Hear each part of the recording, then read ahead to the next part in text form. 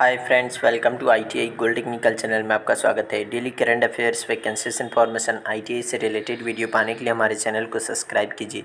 Subscribe करने के बाद बेल आइकन को ऑन कीजिए ताकि मैं जो भी नया वीडियो बनाऊं सबसे पहले आपके पास पहुंचे और आप उसे देखिए। यदि आपको सेशन अच्छा लगता है, सेशन से कुछ जानकारी मिलती है तो इसे लाइक कीजिए और दोस्तों में शेयर कीजिए। शेयर जरूर कीजिएगा क्योंकि यह कॉम्पिटिशन की तैयारी करने वाले बच्चों के लिए बहुत ही इंपॉर्टेंट सेशन है। चलिए सेशन की ओर चलते हैं। यदि आप हमारे चैनल आईटीआई गोल्ड टेक्निकल पर पहली बार आए हो तो इसे सब्सक्राइब कीजिए और अपने दोस्तों से भी जरूर करवाइएगा। और आज हम पढ़ेंगे 27 जून 2021 से जितने भी इंपॉर्टेंट करंट अफेयर क्वेश्चन बनेंगे वह इस वीडियो में पढ़ेंगे। और इस वीडियो की पीडीएफ फाइल की लिंक मैं इसी वीडियो के डिस्क्रिप्शन में दे दूँगा, आप वहाँ से जाकर उसे डाउनलोड कर लीजिए ताकि एग्जाम के टाइम पर आप आसानी से रिविज़न कर सकते हैं। आज का हमारा पहला क्वेश्चन है, हाल ही में यातना पीड़ितों के समर्थन में अंतर्राष्ट्रीय दिवस कब मनाया गया है? तो इस क्वेश्चन का राइट आंसर ऑप्शन नंबर ए 26 जून। प्रत्येक वर्ष 26 जून को यातना पीड़ितों के समर्थन में अंतर्राष्ट्रीय दिवस मनाया जाता है।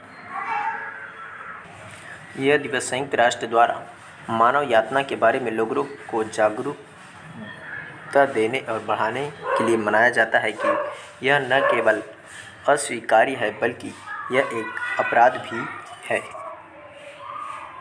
संयुक्त राष्ट्र महासभा ने 12 दिसंबर 1997 को 52/149 प्रस्ताव को पारित किया और हर साल 26 जून को अत्याचार को खत्म करने के लिए अत्याचार और अन्य क्रूर, अमानवीय या अपमानजनक उपचार या सज़ा के खिलाफ कन्वेंशन के प्रभावी कामकाज के लिए यातना के पीड़ितों के समर्थन में संयुक्त राष्ट्र अंतर्राष्ट्रीय दिवस मनाने का निर्णय लिया। हालांकि यह याद रखना चाहिए कि कानूनी दंड के कारण होने वाले दर्द या पीड़ा को यातना नहीं माना जाता है। पहली बार 26 जून 1988 को यातना के पीड़ितों के समर्थन में संयुक्त राष्ट्र अंतर्राष्ट्रीय दिवस मनाया गया था। तो इस क्वेश्चन का राइट आंसर ऑप्शन नंबर ए। चलिए नेक्स्ट क्वेश्चन की ओर चलते हैं। नेक्स्ट क्वेश्चन है, हाल ही में किस देश के तैराक केली मैककीओन ने 100 मीटर बैक स्ट्रोक विश्व रिकॉर्ड तोड़ा है? इस क्वेश्चन का right answer option number A Australia के तैराक ने। और ऑस्ट्रेलिया की राजधानी है कैनबरा और यहाँ पर मुद्रा चलती है ऑस्ट्रेलियन डॉलर और यहाँ के प्रधानमंत्री है स्कॉट मॉरिसन। और इन्होंने 2019 में अमेरिकी रेगन स्मिथ द्वारा निर्धारित 57.57 सेकेंड के पिछले निशान से 57.45 या 45 सेकेंड के समय के साथ दक्षिण ऑस्ट्रेलियाई एक्टिविटी सेंटर में 100 मीटर बैक स्ट्रोक विश्व रिकॉर्ड तोड़ दिया है। अपने चौथे ओलंपिक के लिए क्वालिफाई करने के लिए एमिली सीबोम 58.59 के दूसरे स्थान पर रही है। तो इस क्वेश्चन का राइट आंसर ऑप्शन नंबर ए। चलिए नेक्स्ट क्वेश्चन की ओर चलते हैं। नेक्स्ट क्वेश्चन है, हाल ही में Fabindia SBI card launch करने के लिए एसबीआई ने किसके साथ साझेदारी की है? तो इस क्वेश्चन का right answer option number A Fabindia के साथ। देश का दूसरा सबसे बड़ा क्रेडिट कार्ड जारी करता एसबीआई कार्ड ने देश के कारीगरों द्वारा दस्तकारी उत्पादों की एक विस्तृत श्रृंखला के लिए एक खुदरा मंच फैब इंडिया ने फैब इंडिया एसबीआई कार्ड नामक एक विशेष सह ब्रांडेड संपर्क रहित क्रेडिट कार्ड लॉन्च करने के लिए साझेदारी की है। और कार्ड को अपने प्रीमियम ग्राहकों को एक पुरस्कृत खरीदारी अनुभव प्रदान करने के लिए क्यूरेटेड लाभों और विशेषाधिकारों के साथ डिज़ाइन किया गया है। यह 2 प्रकार में होगा। एसबीआई कार्ड के एमडी एंड सीईओ है राम मोहन राव अमारा और इसकी स्थापना की गई थी अक्टूबर 1998 में। और एसबीआई कार्ड का मुख्यालय है गुरुग्राम, हरियाणा में। तो इसका राइट आंसर है ऑप्शन नंबर ए, इसका राइट आंसर है। चलिए नेक्स्ट क्वेश्चन की ओर चलते हैं। नेक्स्ट क्वेश्चन है, हाल ही में कौन सा देश 9 एशियाई मंत्री स्तरीय ऊर्जा गोलमेज सम्मेलन की मेज़बानी करेगा? तो इस क्वेश्चन का right answer option number C Bharat. Bharat 9 एशियाई मंत्री स्तरीय ऊर्जा गोलमेज सम्मेलन का मेज़बानी करेगा। अंतर्राष्ट्रीय ऊर्जा मंच ने घोषणा की है कि भारत 90वें एशियाई मंत्री स्तरीय ऊर्जा गोलमेज सम्मेलन की मेज़बानी करने के लिए सहमत हो गया है। और 9वां एशियाई मंत्री स्तरीय गोलमेज सम्मेलन 2022 में आयोजित किया जाएगा। और इस सम्मेलन की तारीखों की घोषणा बाद में की जाएगी और यह 2018 के दौरान आबू धाबी में पिछली बैठक में समझ को आगे ले जाएगी। और अंतर्राष्ट्रीय ऊर्जा मंच 71 देशों के साथ दुनिया का सबसे बड़ा ऊर्जा संगठन है जो वैश्विक ऊर्जा बाजार का 90% हिस्सा है। यह एक सतत और समावेशी भविष्य के लिए संक्रमण में ऊर्जा सुरक्षा, बाजार स्थिरता और पारदर्शिता को बढ़ावा देने वाली ऊर्जा वार्ता आयोजित करता है। इसका राइट आंसर ऑप्शन नंबर सी।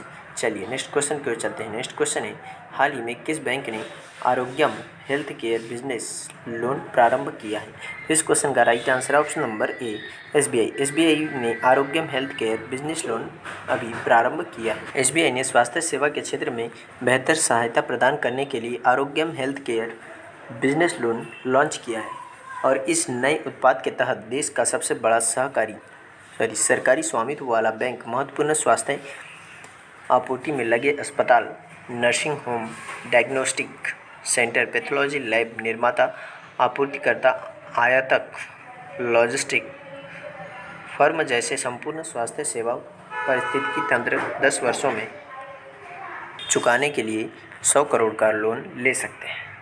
एसबीआई की स्थापना की गई थी 1 जुलाई 1955 को और इसका मुख्यालय है मुंबई में। उसके अध्यक्ष है दिनेश कुमार खारा। तो इस क्वेश्चन का राइट आंसर है ऑप्शन नंबर ए, इसका राइट आंसर है। चलिए नेक्स्ट क्वेश्चन की ओर चलते हैं। नेक्स्ट क्वेश्चन है, हाल ही में भारत यूएसए नेवी पैसेज अभ्यास कहाँ प्रारंभ हुआ? तो इस क्वेश्चन का राइट आंसर ऑप्शन नंबर ए, हिंद महासागर। हिंद महासागर में भारत और अमेरिका के मध्य नेवी पैसेज अभ्यास प्रारंभ हुआ है। भारतीय नौसेना और वायुसेना ने हिंद महासागर क्षेत्र के माध्यम से अपने परागमन के दौरान अमेरिकी नौसेना carrier strike group Ronald Reagan के साथ 2 दिवसीय मार्ग अभ्यास शुरू किया है और अभ्यास का उद्देश्य समुद्री संचालन में व्यापक रूप से एकीकृत और समन्वय करने की क्षमता को प्रदर्शन करके द्विपक्षीय संबंधों और सहयोगों को मजबूत करना है। अमेरिका की बेसिक जानकारी देख लेते तो अमेरिका की राजधानी वाशिंगटन डीसी, यहाँ मुद्रा चलता है डॉलर। राष्ट्रपति है जो बाइडेन, जो 40वें राष्ट्रपति है और डेमोक्रेटिक पार्टी से है। किस पार्टी से? डेमोक्रेटिक। उपराष्ट्रपति है कमला हैरिस, जो 49वें नंबर की उपराष्ट्रपति है, जो भारतीय मूल से है। और संसद का नाम है यहाँ पर कांग्रेस। भारत और अमेरिका के मध्य जो प्रमुख संयुक्त सैन्य अभ्यास होते हैं उन्हें देख लेते हैं हम। तो टाइगर ट्रंप होता है, थल सेना के मध्य वज्र प्रहार होता है, थल सेना के मध्य युद्ध अभ्यास होता है, थल सेना के मध्य पासिक्स 2020 हुआ था, नौसेना के मध्य मालाबार सैन्य अभ्यास होता है, भारत, अमेरिका और जापान 3 देशों के मध्य में। और अमेरिका की खोज 1492 में क्रिस्टोफर कोलंबस स्पेनिश नाविक के द्वारा की गई थी। विश्व की सबसे बड़ी तांबे की खान, जिसे बूटे की खान कहते हैं, वह मोंटाना राज्य में अमेरिका में है। और अमेरिका के पहले राष्ट्रपति जॉर्ज वॉशिंगटन, यहाँ पर राष्ट्रपति का कार्यकाल कितना होता है? तो 4 वर्ष का होता है। अमेरिका को इंग्लैंड से स्वतंत्रता 4 जुलाई 1976 को मिली थी। और उत्तरी अमेरिका घास के मैदान को प्रेयरी कहा जाता है और दक्षिणी अमेरिका में घास के मैदानों को पम्पास या क्वेशुआ कहा जाता है। इस क्वेश्चन का राइट आंसर ऑप्शन नंबर ए। चलिए नेक्स्ट क्वेश्चन है, हाल ही में भारत का पहला स्वदेशी विमान वाहक कब कमीशन किया जाएगा? तो इसका राइट आंसर ऑप्शन नंबर ए 2022। 2022 में भारत का पहला स्वदेशी विमान वाहक कमीशन किया जाएगा। केंद्रीय रक्षा मंत्री राजनाथ सिंह ने सूचित किया है कि भारत के पहले स्वदेशी विमान वाहक को 2022 तक चालू करने की योजना है और एक बार चालू होने के बाद वाहक को भारत के पहले विमान वाहक की याद में INS विक्रांत के रूप में नया नाम दिया जाएगा। और नौसेना में शामिल होने से पहले समुद्री परीक्षणों की एक श्रृंखला से गुजरना होगा और विक्रांत 262 मीटर लंबा यानी कि 860 फीट लंबा और 62 मीटर 203 फीट चौड़ा है और लगभग 40,000 मीट्रिक टन यानी कि 39,000 लंबा टन विस्थापित करेगा यहाँ। तो इस क्वेश्चन का राइट आंसर है ऑप्शन नंबर ए, इसका राइट आंसर है। चलिए नेक्स्ट क्वेश्चन की ओर चलते हैं। नेक्स्ट क्वेश्चन है, हाल ही में दिल्ली खेल विश्वविद्यालय की प्रथम कुलपति कौन बनी है? तो इस क्वेश्चन का राइट आंसर ऑप्शन नंबर ए, भारोत्तोलक या वेट लिफ्टर कर्नम मल्लेश्वरी इसकी कुलपति बनी है। यही है कर्नम मल्लेश्वरी।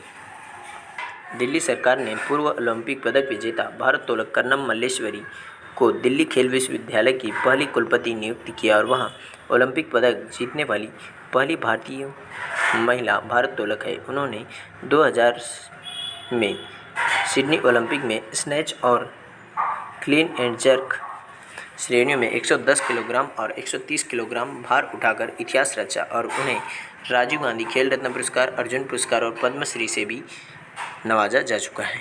इस क्वेश्चन का राइट आंसर ऑप्शन नंबर ए। नेक्स्ट क्वेश्चन है, हाल ही में किसने आधिकारिक तौर पर विंडोज़ 11 लॉन्च किया? तो इस क्वेश्चन का right answer option number B, Microsoft. Microsoft ने आधिकारिक तौर पर अपना विंडोज़ 11 लॉन्च कर दिया। और माइक्रोसॉफ्ट को स्थापित करने वाले कौन है? तो इसे स्थापित करने वाले बिल गेट्स है। कौन है? Bill Gates. तो इस क्वेश्चन का right answer option number B. चलिए नेक्स्ट क्वेश्चन की ओर चलते हैं। नेक्स्ट क्वेश्चन है, हाल ही में स्मार्ट सिटी अवार्ड 2020 की सूची में शीर्ष पर कौन सा शहर है? तो इस क्वेश्चन का right answer option number C, A और बी दोनों, यानी कि इंदौर और सूरत दोनों पहले स्थान पर बने हुए हैं। केंद्र सरकार ने स्मार्ट सिटी पुरस्कार 2020 की घोषणा की, जिसमें इंदौर मध्य प्रदेश और सूरत गुजरात अपने समग्र विकास के लिए संयुक्त रूप से पुरस्कार जीता है, जबकि उत्तर प्रदेश के सभी राज्यों में से शीर्ष पर उभरा है।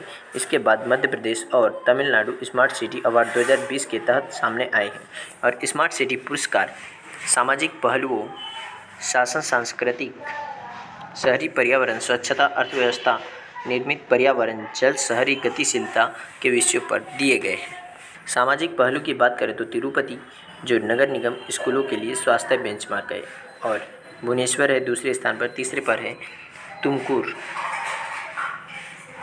शासन के लिए है बड़ौदा, ठाणे और भुवनेश्वर। संस्कृति के लिए इंदौर, चंडीगढ़, ग्वालियर। शहरी पर्यावरण के लिए भोपाल, चेन्नई, तिरुपति। और स्वच्छता के लिए तिरुपति, इंदौर और सूरत। अर्थव्यवस्था के लिए है इंदौर, तिरुपति। और निर्मित पर्यावरण के लिए इंदौर, सूरत। पानी के लिए देहरादून, वाराणसी, सूरत। शहरी गतिशीलता के लिए औरंगाबाद, सूरत, अहमदाबाद। और इनोवेटिव आइडियाज़ अवार्ड के लिए इंदौर और चंडीगढ़। कोविड इनोवेशन अवार्ड के लिए है कल्याण, डोंबिवली और वाराणसी। सूरत, इंदौर, अहमदाबाद, पुणे, विजयवाड़ा, राजकोट, विशाखापट्टनम, पिंपरी चिंचवाड़ा और Vadodara climate smart cities assessment framework के तहत 4 स्टार रेटिंग से सम्मानित किए गए हैं। और मंत्रालय के अनुसार अहमदाबाद को स्मार्ट सिटी लीडरशिप अवार्ड मिला है। इसके बाद वाराणसी और रांची क्रमशः दूसरे और तीसरे स्थान पर रहे हैं। तो इस क्वेश्चन का राइट आंसर है ऑप्शन नंबर सी, इसका राइट आंसर है। चलिए आज का सेशन यहीं समाप्त होता है। यदि आप हमारे चैनल ITI गोल्ड टेक्निकल पर पहली बार आए हो तो इसे सब्सक्राइब कीजिए। सब्सक्राइब करने के बाद बेल आइकन को ऑन कीजिए, ताकि मैं जो भी नया वीडियो बनाऊं सबसे पहले आपके पास पहुंचे, आप उसे देखें। यदि आपको सेशन अच्छा लगता है, सेशंस को जानकारी मिलती है, तो इसे लाइक कीजिए और दोस्तों में शेयर कीजिए। शेयर जरूर कीजिएगा, क्योंकि यह कॉम्पिटिशन की तैयारी करने वाले बच्चों के लिए बहुत ही इंपॉर्टेंट सेशन है। Thank you so much watching for my video. मिलते हैं नेक्स्ट सेशन में।